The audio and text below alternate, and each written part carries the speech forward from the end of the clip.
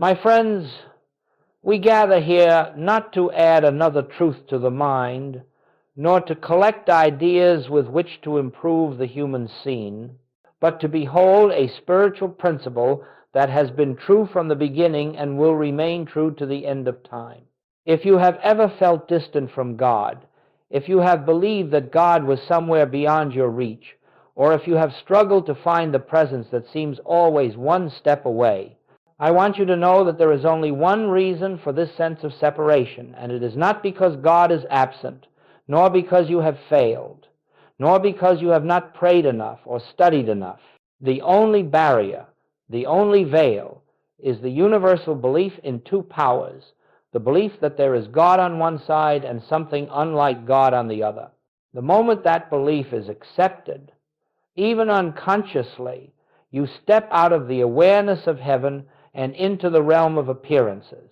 You begin to battle with shadows, to treat the world of effect as though it possessed power, and to search for God as though he were not the very life that animates your being. The infinite way stands on a single foundation. There are not two powers.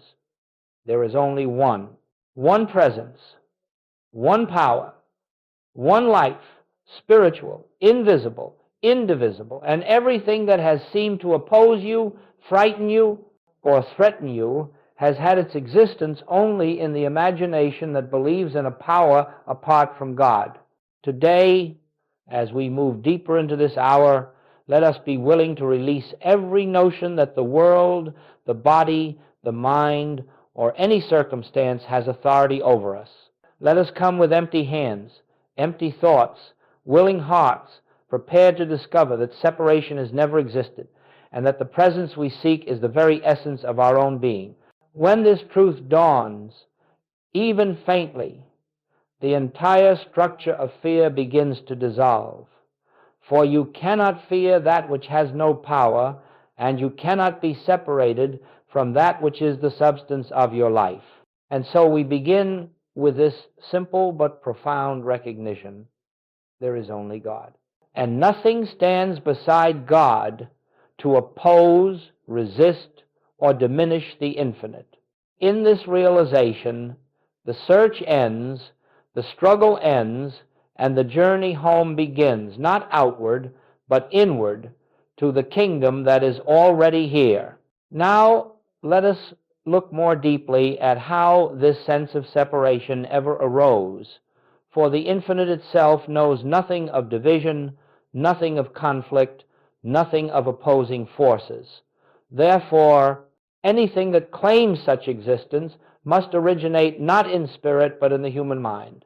From the moment human consciousness began to interpret life through the five senses, a great misunderstanding took root. The belief that what is seen, heard, touched, tasted, or smelled has authority, substance, and power. And because these impressions are many, the mind concluded that power is many. It saw health and disease, success and failure, love and hate, abundance and lack, and it believed that each pair represented two opposing realities. But, my friends, the moment you accept that appearance has power, you have unknowingly declared that something stands beside God, and in that single instant, the world becomes a battlefield rather than a garden. The body becomes a power, the economy becomes a power, weather becomes a power, people become powers for good or for harm, and you begin to live between forces that push and pull you. This is the birth of what we call the illusion, not because appearances do not seem real, but because they have no life of their own.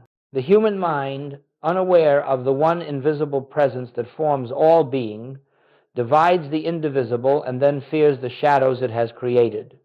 But spirit knows no such division. Spirit knows only its own infinite, harmonious expression. So as long as you identify with the human mind and its judgments, you will experience life as a conflict of powers. But the moment you turn inward, even slightly, you begin to sense that beneath the appearance is a single, undivided life, moving in perfect order, You begin to see that disease does not oppose health, for both are mental images imposed upon the one spiritual body. You begin to see that lack does not oppose supply, for both are interpretations of the one spiritual storehouse. The human mind divided the indivisible, but consciousness, your true self, remains forever whole. And until this is recognized, you will continue to fight phantoms, never realizing that the battle ends the moment you refuse to grant power to anything external. So we begin to awaken by questioning the very thing the world takes for granted, the belief that anything has power apart from God. This recognition is the first crack in the shell of separation. It is the beginning of freedom. When the Master said, "I can of my own self do nothing," he was not speaking from humility, nor offering a poetic phrase to inspire future generations. He was revealing the fundamental law upon which all spiritual power rests. For the human sense of I, the personal, striving, fearful, self-defending identity, is the very one that believes in two powers. It is this sense of I that worries, reacts, resists, fights, achieves, and suffers. And it is this I that stands outside the kingdom, forever trying to enter through effort. But the true I, the I that existed before Abraham, the I that is the life of every individual, is the very presence of God expressing itself. And so, when Jesus proclaimed he could do nothing of himself, he was declaring the utter impotence of the personal self and the absolute sufficiency of the infinite invisible that lived as his being. This is the point at which the spiritual path truly begins. When you stop expecting the human mind to accomplish what only spirit can do, when you recognize that your personal thoughts, calculations, fears, and desires cannot heal, cannot prosper, cannot harmonize, cannot save, in that moment, the burden shifts from the shoulders of the finite to the freedom of the infinite. You begin to see that every attempt to fix life through personal will only strengthens the illusion of separation. The more you try to be strong, the more you affirm weakness. The more you try to manipulate conditions, the more reality you give to the conditions themselves. But when you rest in the truth that the personal sense of I has no power, no wisdom, no capacity to act, you make way for the one power to reveal itself. You begin to experience what the Master meant when he said, "The Father within me, he doeth the works." This does not diminish you, it liberates you. It releases you from the impossible task of managing the universe and restores you to your rightful place as a transparency through which the infinite shines. And so, the most powerful realization you can ever come to is this: nothing is expected of you as a human being, for the human is not the doer of spiritual works. Your function is not effort. Your function is recognition.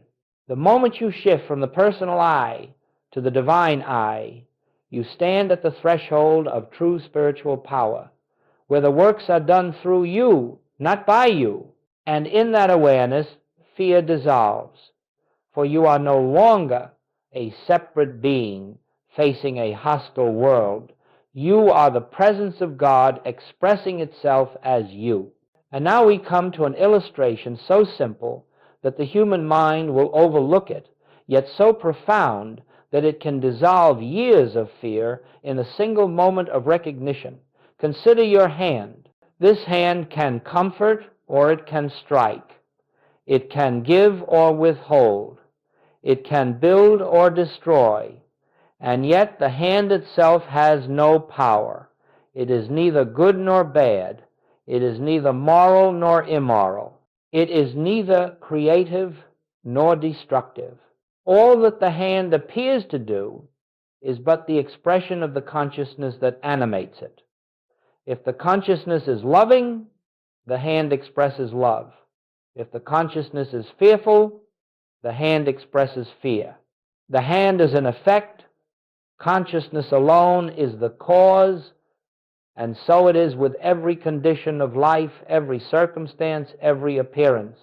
Nothing in the world of form has power. No body, no disease, no bank account, no person, no weather, no government, no event. These are but hands, so to speak, effects without inherent authority. But the moment you begin to treat these effects as causes, you have stepped into the illusion of two powers. You begin to fear what the body can do, what money can do, what people can do, what circumstances can do. You no longer see that the only real power is the invisible presence that forms, maintains, and sustains all being. You see, my friends, the hand cannot lift itself, cannot move itself, cannot choose itself. It is moved by something deeper. In the same way, no condition can act of its own nature, no appearance can control your life, no external circumstance can dictate your experience unless you grant it the power your consciousness alone possesses. The moment you say, "This condition frightens me," you have given power to the shadow. The moment you say, "This problem has authority," you have forgotten the source. But when you look at any appearance and quietly realize, this has no power, it is neither good nor bad, it is only an effect, you withdraw the belief that sustains the illusion. You return to the awareness of the invisible cause, the I that moves all creation, and in that recognition, the appearance begins to dissolve, not because you changed the effect, but because you withdrew the false belief that gave it life. All healing, all harmony, all peace is found the moment you stop fighting shadows and turn instead to the source. For the cause is God, the infinite invisible, and the effect is only the outer picture, and the outer picture has no power in itself, none. The moment this becomes clear even slightly, the entire drama of fear and struggle begins to fall away, for you see that nothing external has ever had authority over the one who lives as your very being. Now, having seen that the appearance has no power, and the cause is always the invisible presence, we must understand the most difficult and yet most liberating principle of spiritual living. Never resist a problem. The world teaches resistance. Fight the illness, fight the lack, fight the circumstance, fight the person. But the moment you resist, you have declared another power. You have affirmed that something stands beside God, capable of acting in opposition to the infinite. Resistance is the birth of fear, and fear is always the admission of two powers. In the infinite way, we meet every appearance not with resistance, but with recognition. When a problem presents itself, be it a pain in the body, a disturbance in the home, a fear in the mind, you do not rush to fix it. You do not analyze it. You do not hold it as real in and of itself. Instead, you turn inward and silently remember, this has no power, only God is power. In that stillness, you withdraw the belief that sustains the appearance. The body may be screaming for attention, the mind may be pleading for solutions, the world may be demanding immediate action, but the spiritual response is always the same. Be still, turn within, and recognize the one presence. You are not ignoring the human picture. You are seeing through it. You are refusing to grant power to the effect. You are lifting the entire situation into the light of spiritual awareness. And as you do, something very sacred occurs. The appearance begins to lose its reality, not because you have forced it away, but because you have ceased to feed it with fear. When you stand in non-resistance, you stand where Christ stood, resting in the assurance that the Father within doeth the works. This is why Jesus never argued with a condition, never struggled with it, never fought with it.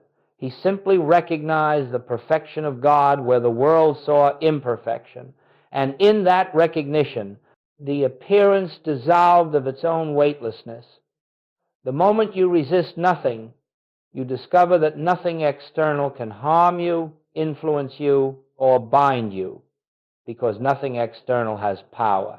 Instead, you meet every situation with a quiet inner confidence, the recognition that the infinite, invisible, the presence within, is the only activity, the only law, the only life operating anywhere. And as this becomes your practice, you begin to find that problems lose their urgency. They no longer terrify you, because you know that nothing can oppose the one presence that lives your very being. In non-resistance, you are lifted into spiritual authority, not the authority of domination, but the authority of truth recognized. And from that awareness, harmony unfolds naturally, without effort, without struggle, without fear, because the only power that ever was is now consciously acknowledged as your life. Many years ago, when students first began coming to me for help, I quickly discovered something remarkable. Healings did not occur because we changed the condition, nor because we applied some mental force to overcome it, but because even for a brief moment, the individual or the practitioner caught a glimpse of the truth that there is only one power. I remember a woman who came with a long-standing physical ailment, one that had been treated, analyzed, and feared for many years. She fully believed the condition had power, power to limit her, power to frighten her, power to determine her experience. But as we sat together in silence, I did not treat the disease. I did not speak to the body. I did not attempt to change the outward form. I simply rested in the awareness that God alone is power, and the body, being an effect, has none. In that stillness, a shift occurred, not in the body first, but in her consciousness.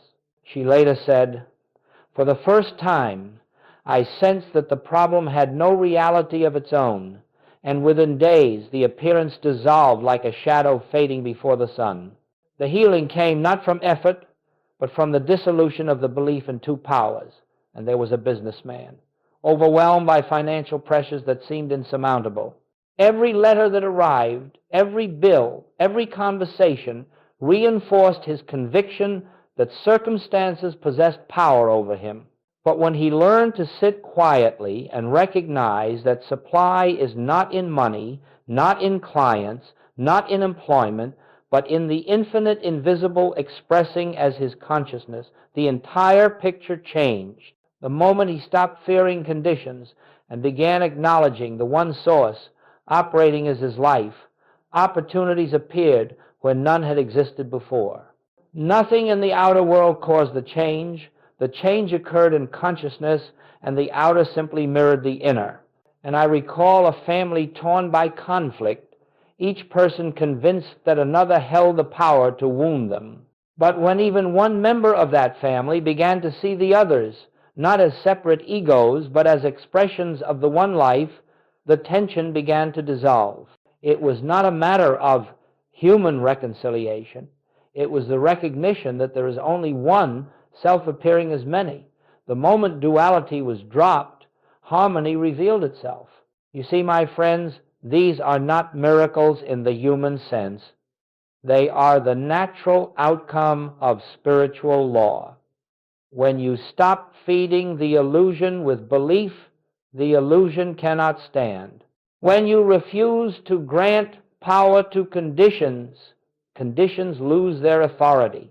When you accept the truth of one power only, you stand in the same consciousness that healed the sick, raised the dead, and stilled the storm, not because you do anything, but because you have returned to the reality that nothing exists to oppose the infinite. These stories are not meant to inspire you with hope. They are meant to reveal a principle. The moment you withdraw your belief in a second power, harmony begins to unfold of its own accord, not through effort, not through struggle, but through the simple recognition of truth. But when he learned to sit quietly and recognize that supply is not in money, not in clients, not in employment, but in the infinite invisible expressing as his consciousness, the entire picture changed. The moment he stopped fearing conditions and began acknowledging the one source operating as his life, opportunities appeared where none had existed before. Nothing in the outer world caused the change. The change occurred in consciousness, and the outer simply mirrored the inner. The practice is simple, but not easy for the human mind, for it asks nothing of the mind and everything of the spirit. You begin by becoming still, truly still, without words, without requests, without the desire to change, heal, improve, or achieve. You sit, not to speak, but to listen, not to think, but to be receptive. And as you enter that stillness, you acknowledge silently, gently, almost as a whisper within yourself, there is only one presence here. There is only one power. You are not trying to make something true. You are not forcing a spiritual thought. You are merely recognizing what already is. Then you rest in that awareness. You do not hurry the silence. You do not watch the clock. You do not wait for a result. And now, my friends, we come to the heart of spiritual living, the practice through which the truth of one power becomes not merely something we believe, but something we experience. For truth, until it is felt within, remains only a statement. It has no transforming influence. It is through the conscious practice of the presence that the illusion of duality gradually dissolves and the one power becomes the living reality of our being. While working, you remember, there is no power in the outer world. All power is within. When a disturbance arises, you do not immediately react. You withdraw into the inner sanctuary and allow the one presence to bear witness for itself. This practice is not for moments of crisis alone. It must be lived through the small, ordinary tasks of daily life, until the recognition of the one becomes natural, spontaneous, unforced. Slowly the mind's habit of fearing appearances weakens. Slowly the reflex of reacting to conditions fades. You find that your first impulse is no longer to fix, but to observe. No longer to struggle, but to rest. No longer to resist, but to recognize. This is the practice of the presence, returning again and again to the inner awareness that God is, and nothing stands beside God. And in this practice, the old sense of a separate, vulnerable self begins to dissolve, and the truth dawns. The one power is not merely with you, it is your own being, living itself as your life. This realization cannot be forced, but it comes naturally to the heart that consistently turns inward, listens deeply, and rests in silent receptivity. As this realization of one power deepens, something remarkable begins to occur, not through effort or discipline, but through the natural activity of spirit in your consciousness. Life itself changes.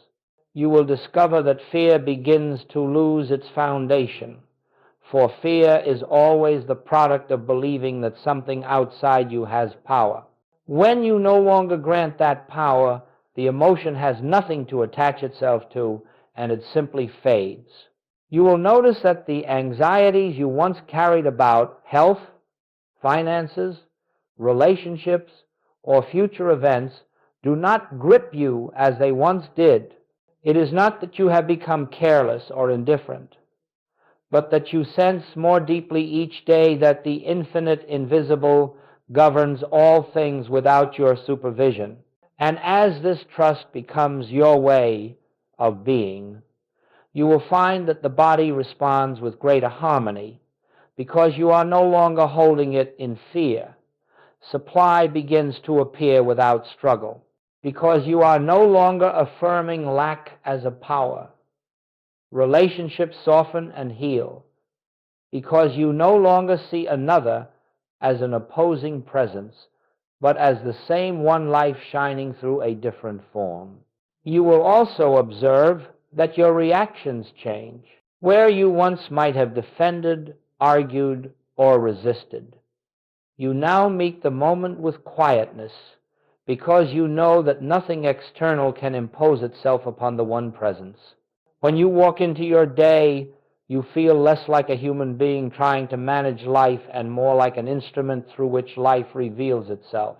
Even ordinary tasks acquire a sense of grace, for you begin to see that every action, washing dishes, speaking with a friend, answering a letter, is the movement of the one appearing as activity. You discover a joy that does not depend on circumstances, a peace that does not depend on outcomes, a freedom that does not depend on the human picture. This is not the peace the world gives, which is always conditional. It is the peace that comes from knowing that nothing stands outside of God, nothing threatens God, and therefore nothing can threaten you. For you and the Father are one. As duality dissolves, you find yourself living from the inside out, no longer pushed or pulled by appearances, but guided from within by a presence that is always wise, always loving, always sufficient unto every moment. This is the beginning of true spiritual living, where life unfolds not by your plans, but by the quiet, steady revelation of the one that lives your life for you. And so, my friends, as we come to the close of this hour together, let us gather the thread of our journey and return once more to the simple truth upon which all spiritual realization rests. There is only one presence, one power, one life, and that one is the very essence of your own being. Whatever fears you have carried, whatever doubts have followed you, whatever burdens have weighed upon your heart, all of these arise from the belief that something exists apart from God, something with power to influence your good. But now you know that this was never so. Separation was never a fact, only a belief. Duality was never a condition, only a thought. And the moment that belief dissolves, even faintly, the light of your true identity begins to shine through, revealing a presence that has never left you, a love that has never wavered, a life that has never been threatened. From this moment forward, let your practice be simple. Do not struggle with truth. Do not try to force spiritual realization. Instead, pause throughout your day and quietly remember, there is only one presence here. Nothing stands beside it. Let this recognition become the gentle undercurrent of all your activities. When challenges arise, let your first response be inward. Father, thou art the only power. When joys appear, let your gratitude flow to the invisible source, that alone is the giver of all good. And above all, rest in the assurance that the one power that governs the universe is the very life living as you. There is nothing to achieve, nothing to attain, nothing to reach. There is only the unveiling of what has always been true. In this awareness, you walk in the world not as a struggling human being, but as a transparency through which the grace of God shines unhindered. And as this realization grows, your presence becomes a blessing without your effort, a quiet healing influence wherever you stand. So let us part for now with this simple remembrance. You and the Father are one, and in that oneness lies all peace, all safety, all fulfillment. Return to it often, rest in it deeply, and let the one presence reveal itself as your life, your mind, your being. And as you do, you will discover that the journey is not toward God, but from God, the one living its own life as you,